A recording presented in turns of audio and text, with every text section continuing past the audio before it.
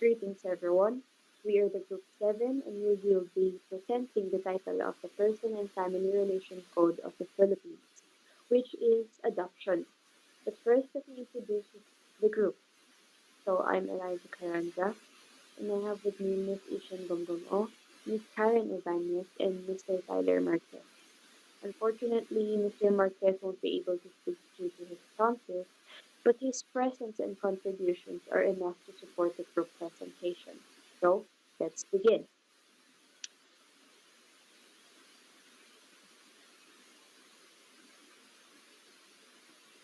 Republic Act number 11642. It is signed on January 6, 2022.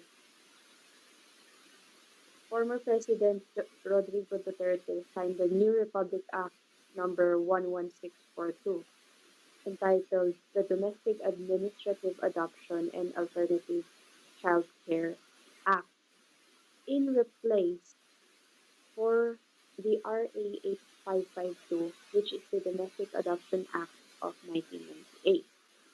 So, the passage of the act is that the policy of the state to ensure that every child remains under the care and custody of parents and be provided with love, care, understanding, and security towards the full and harmonious development of a child's personality. The best interest of the child shall be the paramount consideration in the enactment of alternative care custody and adoption policies. Ang sinasabi dito na bawat bata ay may karapatang mabuhay, karapatang magkaroon ng pamilya, karapatang makatanggap ng pagmamahal, pag-aaruga, pag-iintindi, at seguridad sa kanilang buhay. Now, let's move on to the articles under the Republic Act 11642. Okay, Article 1, the title. Bakit kaya pinalitan ng RA 11642 ang RA 8552? Pinalitan ng RA 11642 ang RA 8552 upang gawing mas mabilis at mas simple ang proseso ng pag-aampon sa pamamagitan ng paglipat mula sa hukuman patungo sa administratibong antas. Itinatag ang National Authority for Child Care or NACC para sa mas maayos na pamamahala, pagkakaroon ng sentralisadong pangangasiwa, pagsunod sa international na pamantayan at pagpapahusay ng proteksyon para sa lahat ng kalahok, lalo na sa kapakanan ng bata. So, nasabi dito na mas lalong pina-insane, mas lalong pinabilis, mas lalong pinadali, at mas lalong pinamura yung pag-aampon sa isang bata. Kaya, yun ang isa sa mga rason kung bakit pinalitan ng RA 11642 ang RA 855. Next, let's go on to Section 2 under the Article 1. It is the Declaration of Policies. Ano naman ang nakasaad dito? Ipinapahayag dito na ang patakaran ng Estado na tiyakin na ang bawat bata ay nanatili sa pangangalaga at kustudiya ng kanyang mga magulang at magbigay ng pagmamahal, pag-aalaga, pag-unawa, at seguridad tungo sa ganap at maayos na pag-unlad ng kanyang pagkatao. Tanging kapag ang mga pagsisikap na ito ay hindi sapat at walang kaangkop na pagkalinga o pag-ampon sa loob ng pinalawig na pamilya ng bata na magagamit, saka lamang isa sa alang-alang ang pag-aampon ng hindi kamag-anak. Ano ibig sabihin nito? Ibig sabihin nito na ang bata ay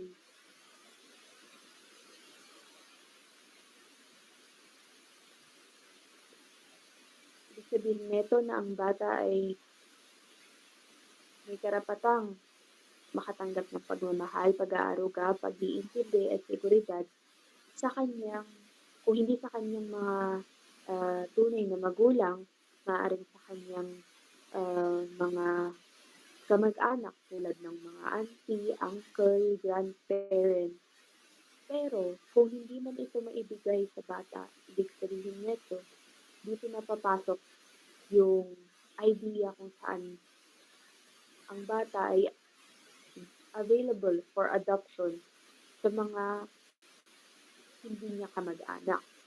Sa lahat ng bagay na may kinalaman sa pangangalaga, kustudiya at pag-aampon ng isang bata, ang kanyang kapakanan ang dapat na pangunahing konsiderasyon alinsunod sa mga batas ang bansa at sa UN Convention on the Rights of the Child. Dagdag rito, ipinahayag na ang Estado ay magbibigay ng alternatibong proteksyon at tulong sa pamamagitan ng foster care or pag-ampon para sa bawat legal na maaaring ipaampon. Walang magiging diskriminasyon sa pagpili ng bata para sa pag-ampon dahil sa kapanganakan, edad, lahi, kasarian, relihiyon, katayuan, panlipunan, o anumang physical o mental na kapansanan. This policy emphasizes the importance of prioritizing a child welfare and the need for careful consideration in adoption processes, ensuring that the child's best interests are always the paramount concern. Kaya nakasaad sa Section 2 of Article 1 na ang kapakanan ng bata ang pangunahing kinukonsidera ng organisasyon na nagpapatupad ng child care. Next, let's proceed to section number 3, the objectives. Ano kaya yung objectives? Ano yung nais ng RA 11642?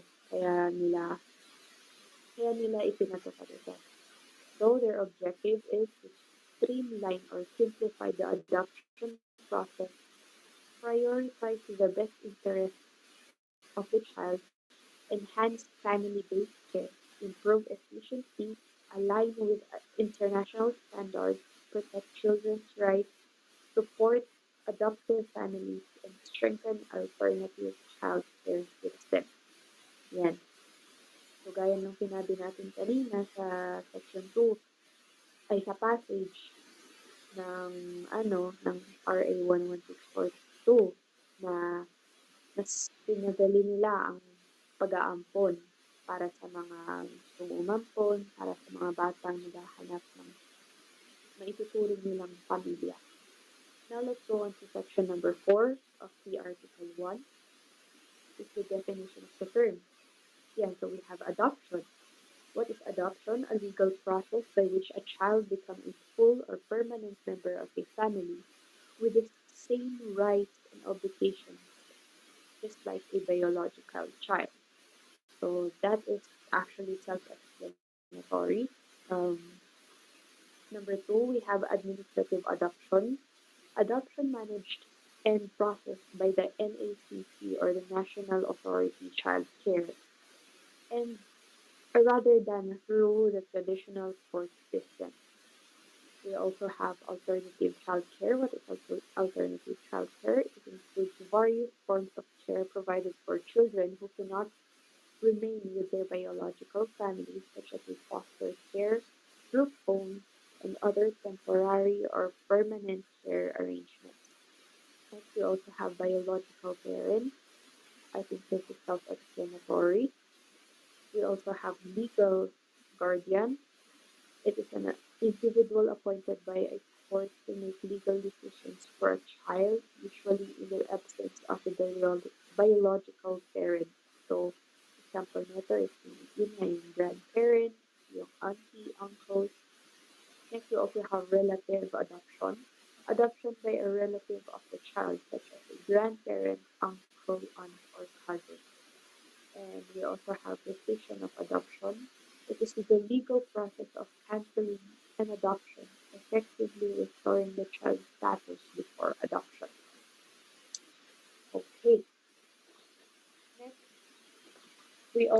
Next, let's move on to section number 5. It is the NACC or the National Authority Child Care. So under this section, The article establishes the National Authority for Child Care by recognizing the Inter-Country Adoption Board, or the ICAB, into a single agency for alternative child care attached to the DSWD. All relevant duties from ICAB, DSWD, and other agencies are transferred to NACC. The Department of Budget and Management will develop the organizational structure and staffing plan for NACC.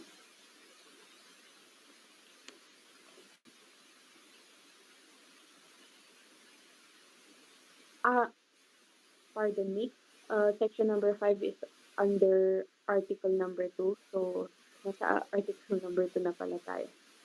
Okay, so section number 6 under article number 2, we have the jurisdiction of the NACC. The NACC has a original and exclusive jurisdiction over all matters related to alternative adoption, adult adoption, foster care, and inter-country adoption.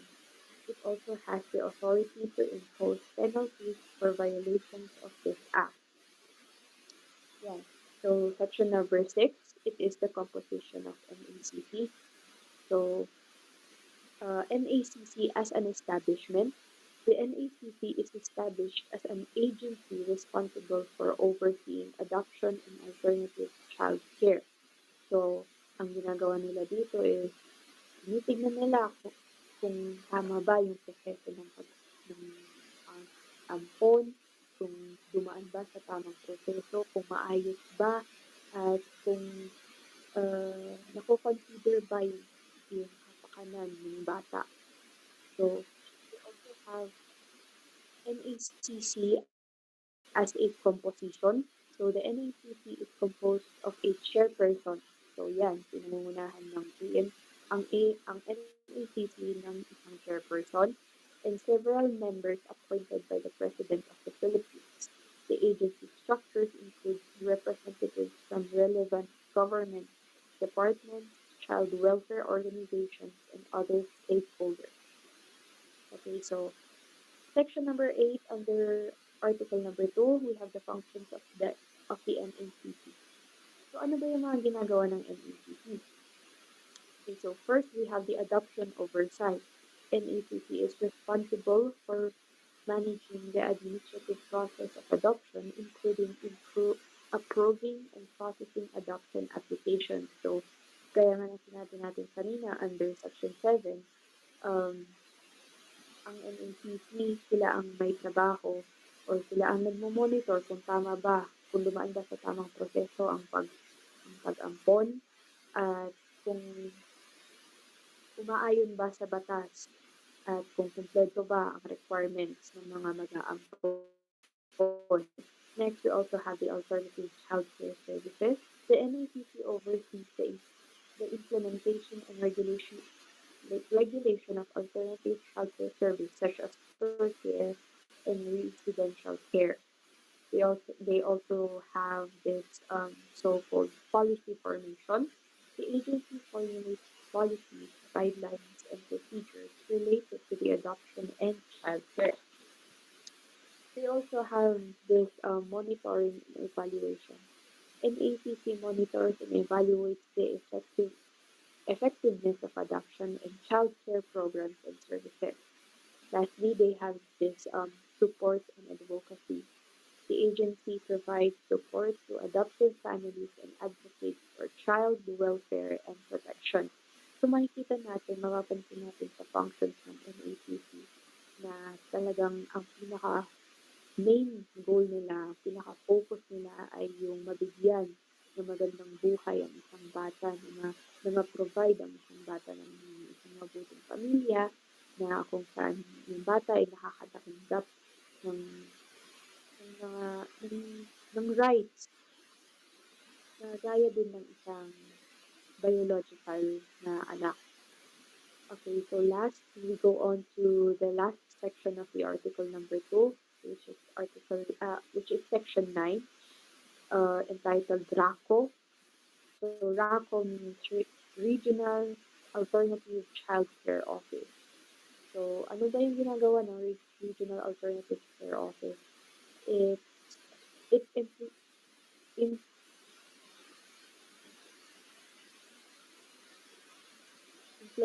they implement and regulate adoption and child care policies in its region, provide support to local agencies and families, conduct trainings, coordinate with stakeholders, and report on regional activities to ensure effective child care services. So, dito sa Pilipinas, bilang isang bansa, siyempre hindi naman maaabot ng isang office lang ng child welfare ang mga bahay-bahay, ang mga pamilya, kung saan nagtatanong sila kung kamusta ba ang status ng bata, kung kamusta ba yung sistema sa isang pamilya. So, ang RACO, ang ginagawa nila is they are designated in different places and they check, they monitor the status of children and families. So that's it for Article 1 and 2 under the RA 11642. I'll pass on the next to my groupmate.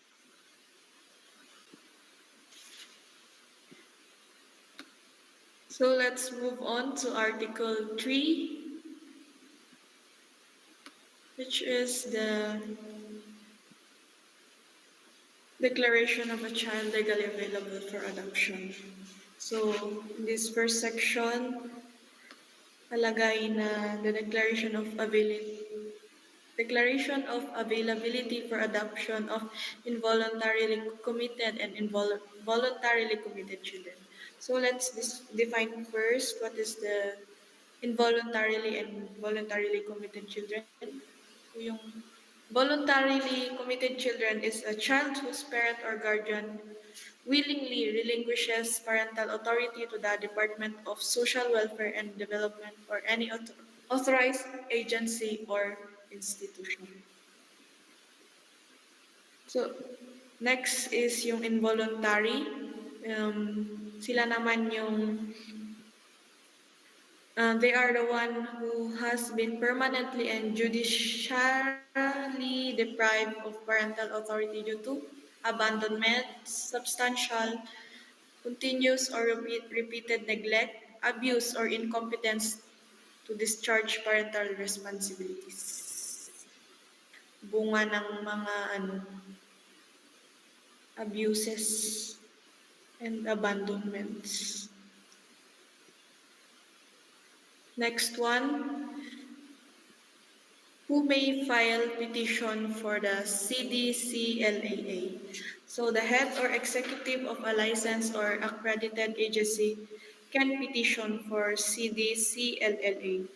So the child caring or child placing agency must obtain consent from the child's custodian if the child is under others' custody. And the petition is filed before the NACC through RACO. So for the petition for the CDCLAA, the petition must be an affidavit subscribed and sworn to by authorized individuals. It must state the circumstances surrounding the abandonment, neglect, voluntary commitment, or discovery of the foundling. So the supporting documents must include a social case study report by the RACO, LGU license or accredited child caring agency or institution. The proof of efforts to locate the parents or known relatives of the child. Written certification from a local or national radio television station. Publication in one general circulation newspaper. Police report or barangay certification from the locality where the child was found, return of registered mail to the last known address of the parents or known relatives, birth certificate if available, and recent photograph of the child and upon abandonment or admission to the agency or institution. These are the documents that that shall be supported by the petition. So next one, procedure for filing of the petition of CDCLAA. So the petition is filed in RACO where child was found abandoned, committed or discovered.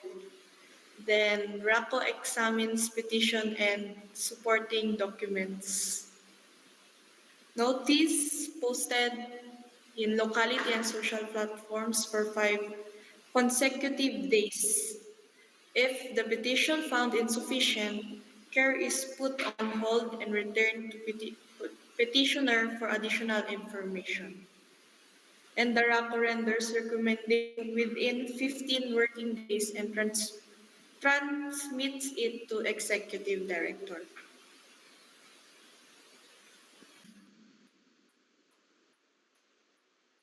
So under section 15, the declaration of availability for the adoption. So the executive director issues CDCLA within 7 working days of merit determination. And the CDCLAA must be sent to petitioner and interested parties. So under next section 16, the opposition to the petitioner for CDCLLA. So, if in case of abandoned, neglected children and foundlings, if the biological parents or legal guardians oppose the issuance of CDCLLA, the case is put on hold. The RACO Deputy Director for Services or Executive Director investigates and requests a parenting capability assessment report for the PCOR from the LGU where the parents reside. And the handling adoption social worker recommends the decision within 15 working days of the PCAR issuance. The RACO, Deputy Director for Services or Executive Director decides on the petition's merits within 15 working days. So under Section 17, the appeal, the decision is appealable to the Court of Appeals within 10 days, and the final and executory if not appealed. So next one, section 18.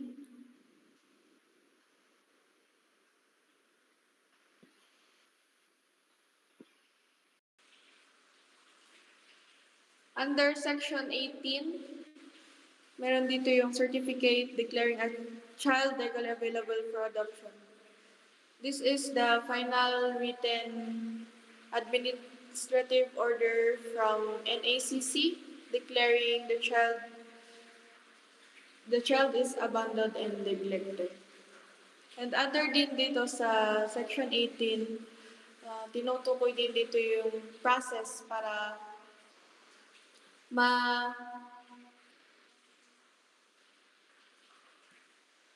para yung abandoned child na yun is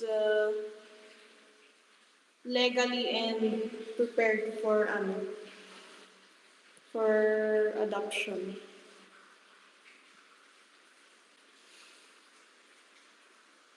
So under section 19, there are counseling services that is provided by the NACC for both biological parents and prospective adoptive parents. So here in biological parents, it is a counseling that further explain to them the consequences na gagawin nila and also for them to make a hurried decision for their own interests. And they have a period of 3 months to consider any decision to relinquish a child for a adoption. Next one is next one is the prospective adoptive parents, which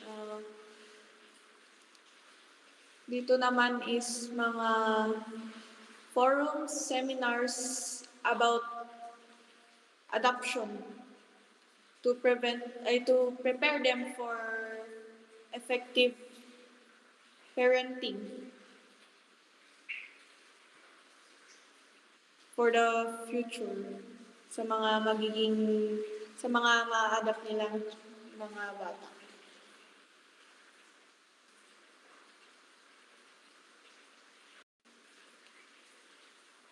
Go. So under section 20 naman is the biological parent search. Yung mga batang walang family, for instance, batang nawawala ng matagal or baby na pinabayaan, trabaho ng NACC na hanapin yung biological parents ng bata. Kung wala silang mahanap, then dun lang nila masasabi na yung bata is open for adoption. Next one, section 21, who may adopt. So these are the qualifications, mga pwedeng mag-adopt.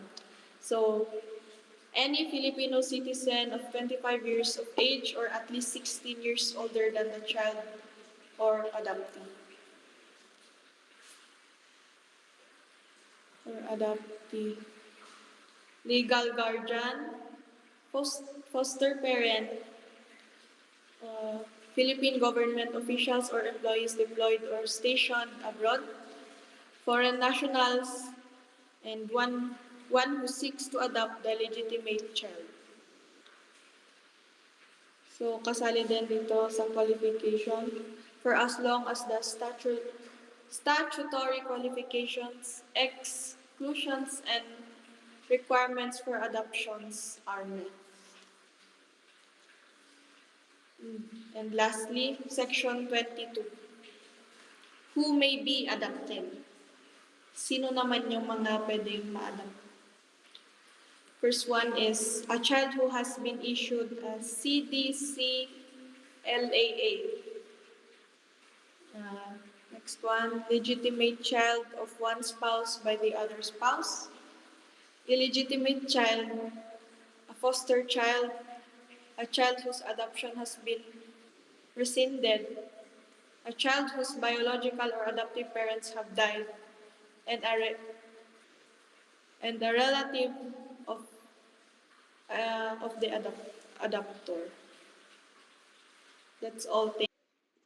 So, under Article 4, Section 25, case study, no petition for adoption shall be processed by the NACC or its RACUS unless an adoption social worker of the NACC, the social service office of the LGU, or any child placing or child caring agency has made a case study of the adoptee. So, sinasabi dito na kung mag-aampon ka ng bata sa kanyang totoong magulang, or what we call their biological parents. So, hanggang walang ginagawang case study ang NACC, yung mga social worker, social services about dito sa adoption, is kailangan munang i-check ng isang social worker kung okay lang na iampon ang bata o kung kaya ng mag-aampon na alagaan siya. So, under Section 26, matching process, sinasabi dito na cases of step-parent adoption, relative adoption, and adult adoption shall not undergo the matching process provided the child and the PAPS have been living in the household for not less than 2 years. So this only happened if match itong batang aamputin na to sa mag-aampon, and if it's not compatible, of course, pwede itong i-match sa iba't ibang lugar. But take note na sinabi doon na provided that the child and the PAPS have been living in one household for not less than 2 years.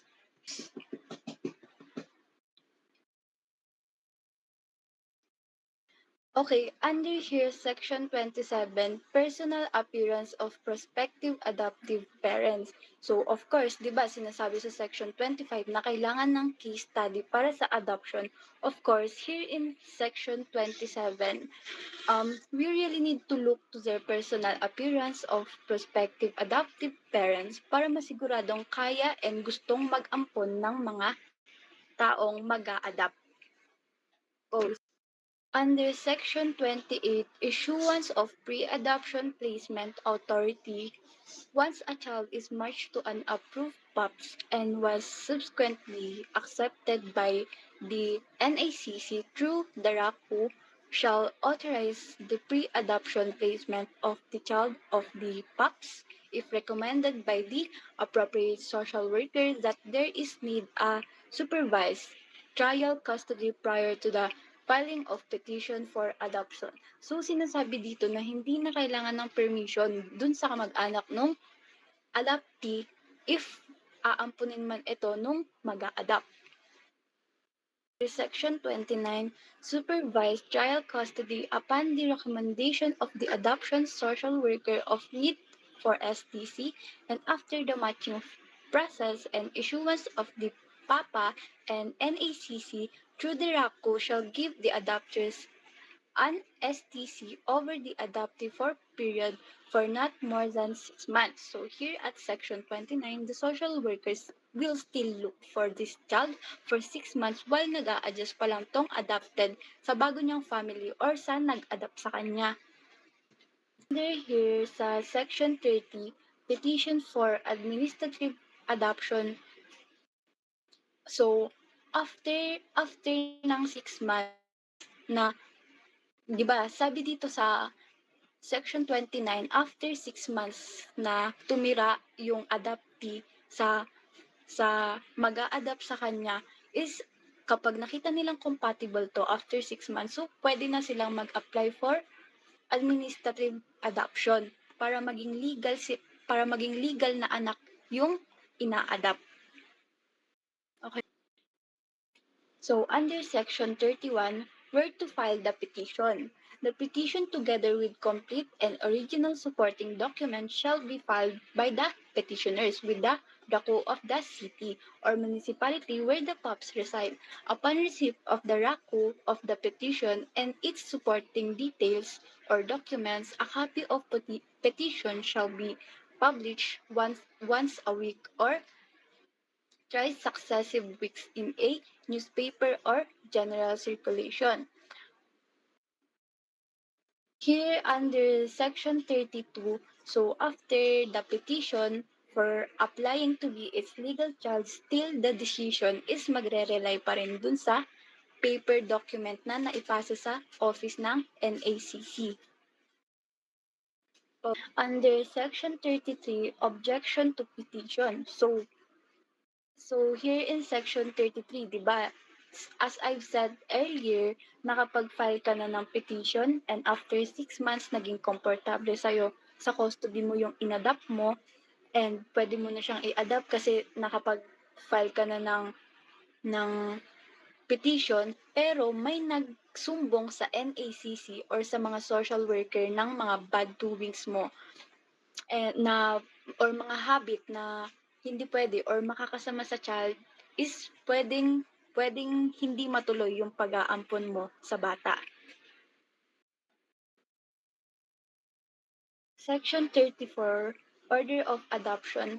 So, dito sinasabi na kapag nakapaglabas na yung NACC ng official na paper na nag-i-state ito na legal na anak mo na yung bata, of course, sa paper na yon is naka-indicate yung mga dapat gawin ng adopter. So, number 1, the adopters to submit a certificate true copy of the order of adoption to the civil register where the child was originally registered within 30 calendar days from the receipt of the order of adoption. And number 2, the civil register of the place where the adoptee was registered. Number 3, to seal the original birth record of the civil registry records, which can be opened only upon order of the NACC. So lastly, to submit the NACC proof of compliance with all the foregoing within 30 days calendar from its receipt of order of adoption. Okay na? Okay. Section 35, Judicial Recourse. These orders of adoption may be appealed before the Court of Appeals within 10 days from its receipt of the order of the interested party from the denial of motion for consideration. Otherwise, the same shall be final and Category Rule 43 of the 1997 Rules of Civil Procedure as amended shall have supplementary application. So, here in nature of adoption proceeding, no person can adopt or may be adopted except through this administrative process. So herein no collateral attack. Once an adoption decree is issued, it cannot be attacked collaterally. So the herein effectively of adoption decree, the last paragraph of section 34 provides that an order of adoption obtained under this act shall have the same effect as decree adoption issued pursuant to the Domestic Adoption of 1998.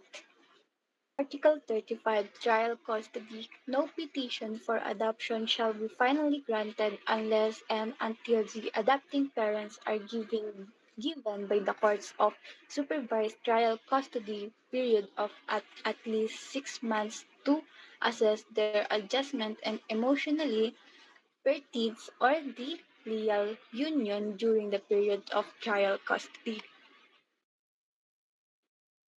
Section 36, Benefits of Adoptive Parents. The adoptive parents shall enjoy all the benefits entitled to biological parents, including SSS, GSIS, DOLE, PIR, PhilHealth, or IMO Health Maintenance Organization. Adoptive parents may avail the paid maternity and paternity leaves as provided for under existing laws of biological parents. Section 37. Section 37, Civil Registry Record. So, kapag legal na yung anak na mag-aampon ng bata, kailangan palitan na yung birth certificate ng bata. So, yung ilalagay sa birth certificate is yung apelyedo nung nag-adopt sa kanya. So, take note guys na yung birth certificate nung inadopt is parehas lang sa mga sa mga kaparehas din niyang bata na parang walang discrimination dun or kung ano yung pinaka-normal na birth certificate is yun din yung makukuha nung inadopt. Pause. Section 38. Section 38, database. The NACC shall keep a database showing the date of issuance of the order in each case, compliance by the two local civil register with proceedings section, and all incidents arising after the issuance of the order adoption. So here in section 39, confidentiality. So bakit nga ba siya confidential? So kasi lahat ng about here pala sa confidentiality. So lahat ng information about dito sa adoptee is confidential. Para siyang secret. Hindi siya pwedeng, lahat ng details dito is hindi pwedeng mabulgar. So, bakit nga ba reason for confidentiality of records in adoption proceeding? Confidentiality. So, number one is confidentiality promote the efficacy of the adoption process and to protect the rights and interests of the natural parents, the adopters and adoptees. So second one, confidentiality is needed to protect the right to privacy of the natural parent. Number three, these interests of natural parents do not cease when the adoptee reaches adulthood. So confidentiality is also a must be promoted to protect the right of the adopting parents. So lastly, the adoptive parents need and deserve the child's loyalty as they grow older and particularly in their later years as stated in Alma Society. Here in Article 5, Effects of Adoption, Legitimacy under Section 41, the adoptee shall be considered the legitimate child of the adopter for all intents and purposes and as such as entitled to all the rights and obligations provided by the law to legitimate children born to them without discrimination of any kind. So the adopter is also given the right to choose the name by which the child is also be known consistent with the best interest of the child. So under section 42, parental authority. So it says here na upon issuance of the order of adoption, adoption shall cease and alternative care and becomes parental care. So sinasabi lang dito na yung yung legitimate parents niya na is wala nang pakialam sa biological parents niya if ever man na mag-claim ito. So under section 43 is succession. Kung sa yung na-discuss natin sa midterms na if kapag illegitimate child ka, 50% lang ng succession or mana yung makukuha mo na sa legitimate child. Dito naman kapag adoptive child ka is pareho. Parang pareho yung karapatan mo sa legitimate child sa adoption. Same lang siya. So, sinasabi dito na intestate and intestate succession, the adopters and adoptees shall have reciprocal rights of succession without distinction from legitimate violations. Okay, severance of legal ties. The right to parental authority is purely personal. It cannot be re-announced or waived except in those cases provided by law. One of these cases is in adoption. So, effects of adoption. The law defines the relation after adoption of the child to its natural parents and to its adopting parents together with the reciprocal rights, duties, and privileges. Essentially, the legal effect is to make the adopted child to natural child of the adopted parents. Legal or intestate succession. The law provides that in law and intestate succession, the adopters and the adoptee shall have reciprocal rights of succession without distinction from legitimate violation. So here in right of representation, under the Civil Code and the Family Code, the adoptee and the adoptees does not have the right of representation in the law of succession. Here in Article 6, post-adoption services, preliminaries, Section 44, preliminaries to adoption telling, adoption social worker handling the adopted child's case shall assist the adoptive parents in disclosing the child the story about the adoption at an age deemed proper by psychological standard, provided that the actual disclosure regarding the adoption shall be the duty of the adoptive parents. So under Section 45, search of tracing of biological family upon reaching the age of majority or 18 legal age, the assistance of NICC, LGU, and the concerned child caring or child placing agency may be sought to trace the adoptee's biological family and eventually have the face-to-face to meet them. Under Section 46, after-care monitoring and submission of report upon finalizing the adoption and the receipt of the amend birth certificate of the child, the NACC shall monitor the parent-child relationship to ensure that the adoption has redounded to the best interest of the child. Section 43. Grounds for rescission of administrative adoption. The adoption may rescind only upon the petition of the adoptee with the NACC or the assistance of the SWDO, or the adoptee is a minor, or if the adoptee is 18 years old or over, who is incapacitated or by his or her guardian, or any of the following grounds committed by the adoptee. So under 46, so yung venue, the petitions shall be filed with the RACU where the adoptee resides. So under 49,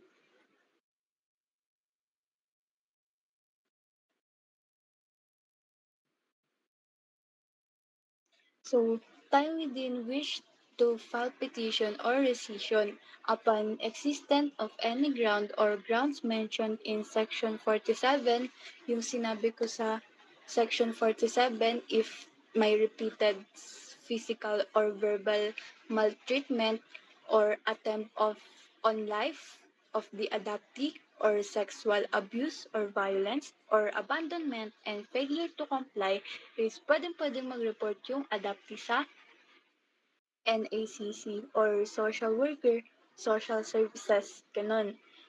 Under Section 50, order to answer, the NACC shall issue an order requiring the adverse party to the answers the petition for rescission within 15 days from receipt of a copy.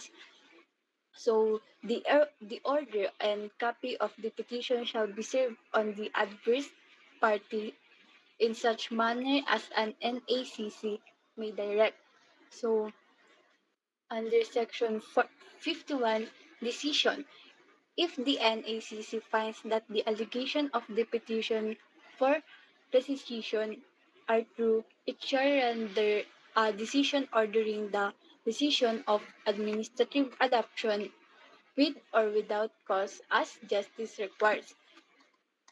Yung mga naka yung mga naka yung mga naka-provide dyan sa PowerPoint. So, under Section 52, Service of Decision, a certified true copy of the decision shall be served by the petitioner upon the civil registrar concerned within 30 days. Under Section 53, Effects of Rescission, the petition of rescission of adoption is granted the legal custody of the NACC shall be restored if the adoptee is still a child. So, here in rescission, only the adoptee is given legal standing to resign and adoption decree. So, here in maltreatment, repeated physical and verbal maltreatment by the adopters despite having undergone counseling is a ground for rescission. Attempt on life of an adoptee is a very serious ground because it is a criminal. It endangers the life of the adoptee. So here in sexual assault or violence, a person who adopts a child and subject the same to sexual assault or violence does not deserve to continue acting as an adoptive parent. Abandonment and failure to comply with parental duties also directly negate the purpose of adoption of providing an adoptee with a wholesome and productive family life. Here in this inherent of adoptee, while an adopter cannot receive an adoption decree, he or she is given the right to inherit the adoptee. So under Article 7, there are violation and penalties that violates the child's rights. So first one is the penalties for adoption related acts in include imprisonment ranging from 6 to 12 years or a fine of 50,000 to 200,000. The non-compliance with adoption procedures and exposing the child to danger, abuse, or exploitation is also penalized. Next one, simulation of birth or the tampering of the civil registry of those or a person who is not the biological parent is penalized, has the penalties ranging from 8 to 10 years imprisonment and a fine of 50,000. Next one, physicians, midwives, nurses, or hospital personnel violating their oath of profession face penalties and permanent disqualification from practice. It is the situation kung saan sila ay na-involve at or kung saan maaari sila ay kasabwat in doing such illegal activity. Next one is the violation of confidentiality and integrity regulation that has penalties ranging from 1 to 2 years or a fine of 5,000 to 10,000. And ito, pinakamabigat, child trafficking offenses committed by a syndicate and involving a child and punishable by imprisonment from 20 to 40 years of imprisonment or reclusion perpetua. Life imprisonment. Next is the foreign nationals who are deported immediately after service of sentence and denied entry to the country kung napatunayan na may paglabag sila sa batas. And also their government officials, the violations of act provisions or conspiring with the private individuals result in the penalties in accordance with the civil service laws. They may be suspended upon filing administrative or criminal cases until the case is resolved. And adoption discrimination acts that includes labeling, shaming, bullying, and negative stigma are also penalized, that ranging from 10,000 to 20,000 at court discretion. So under the Article 8, it contains the final provision. So first one, the implementing rules and regulations or the IRR. The law requires the Department of Social Welfare and Development or the DSWD to promulgate the necessary implementing rules and regulations within a specific period. These IRR are essential for the effective implementation of the law. Next one, for the repealing clause. This clause repeals any laws, executive orders, or regulations that are inconsistent with the provisions of the RA 11642. It ensures that the new law takes precedence over previous laws or regulations that may conflict with it.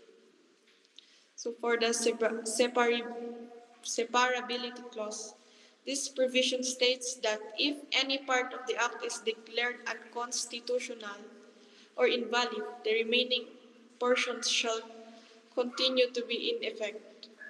This clause is a common legal safeguard to ensure that a law can still operate even if part of it is invalidated. And for its effectivity, the Act specifies that it shall take effect 15 days after its publication in the official gazette or in at least 2 newspapers of general circulation. This standard clause ensures that the public is adequately informed about the law before it becomes enforceable. These final provisions are important as they set the groundwork for the law's implementation, clarify its relationship with existing laws, and provide guidance on what happens if parts of the law are invalidated. And that's it for the adoption. So magkakaroon lang tayo ng konting summarization, no? So again, what is adoption in the Philippines? So again, what is adoption? It is the legal process of acquiring or making a child a legal child and providing all the rights of the child na ma-adopt kung saan yung karapatan niya ay parang karapatan din ng isang biological na anak, no?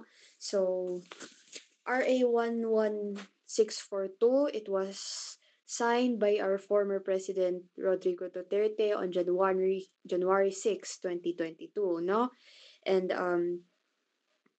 it is entitled as the Domestic Administrative Adoption and Alternative Child Care Act, which was replaced for RA 8552 or the Domestic Adoption Act of 1998. Sa ilalim ng batas, ire-recognize ang Inter-Country Adoption Board or ICAB sa isang one-stop quasi-judicial agency or on alternative child care known as the National Authority for Child Care or the NACC na naka-attach sa Department of Social Welfare and Development or DSWD. Nakalagay din sa batas na ang lahat ng tungkulin at responsibilidad ng ICAB, DSWD at iba pang government agencies in relation to the alternative child care at ng adoption ay nililipat sa NACC. So the NACC shall ensure that the petitions and all other matters involving alternative child care, including the issuance of certificate declaring a child legally available for adoption or the CDCLLA, and the process of domestic and inter-country adoption, foster care, kinship care, family-like care, or residential care should be simple, fast, and it should redound to the best interest of the childs involved. Nilikha rin sa batas ang Regional Alternative Child Care Office or ang RACO para masiguro ang well-functioning system of receipt of local petitions for CDCLLA and adoption and other requests regarding alternative placement and well-being of children. Nakalagay din sa batas ang specific periods which the NACC, the RACO, at iba pang government offices should observe to decide on petitions for adoption and facilitate documents. Nakalagay din sa batas na ang desisyon ng NACC shall be appealable to the Court of Appeals within 10 days from the receipt of the order by the interested party. At para maalagaan ang kapakanan ng mga batang aampunin, requirement sa batas ang home study report or ang tinatawag na written report. Ang taong maghahanda ng report na ito ay isang adoption social worker. Kaugnay ito sa motivation at kapasidad ng mag-a-adopt or foster parents na makapagbigay ng isang tahanan para matugunan ang mga pangangailangan ng batang aampunin. Another provision ng RA 11642 ay ang pagpaparusa o pag-i-impose ng penalty kapag ang batang aampunin ay na-expose sa danger, abuse, or exploitation as well as yung tinatawag na simulation of birth. Ito yung fictitious registration of the record of a child under the name of a person na hindi naman niya totoong magulang. Noong June 2022, napirmahan ang implementing rules and regulations of the Republic Act 11642. Kaya overall, ang focus ng RA 11642 ay ang kapakanan ng bata at ang mabigyan siya ng maayos na tahanan kung saan mayroon siyang pamilyang mag-aalaga, magmamahal, mag-aaruga, iintindi at magpoprotekta sa kanya habang siya ay lumalaki. At isa ding karapat ng mga bata na makatanggap ng mga pangangailangan niya dapat ay matugunan ng magulang o ng mga taong aampon sa kanya. And so that concludes our report. I hope you understand and thank you for listening.